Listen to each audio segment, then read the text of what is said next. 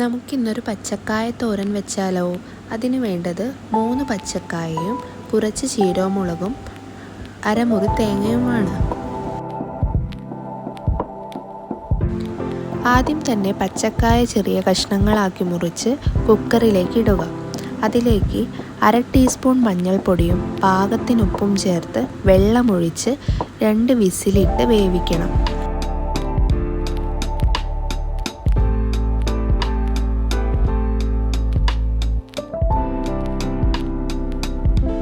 അരമുറി തേങ്ങ ചിരകിയതിലേക്ക് ചീരമുളകിട്ട് ഒതുക്കിയെടുക്കുക.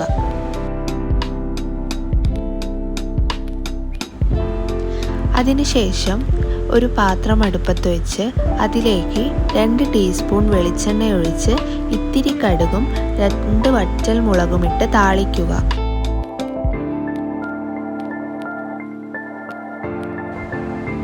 താളിച്ചതിലേക്ക് നമ്മൾ വേവിച്ച് വെച്ച പച്ചക്കായ എടുത്തിട്ട് ഒന്നുകൂടി ഇളക്കിയെടുക്കുക.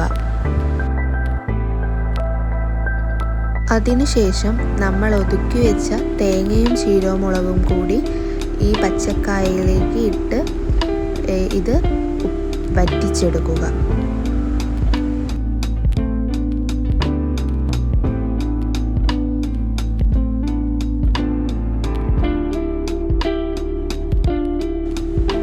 ലാസ്റ്റ് അതിലേക്ക് കറിവേപ്പില ഇട്ട് ഇളക്കുക.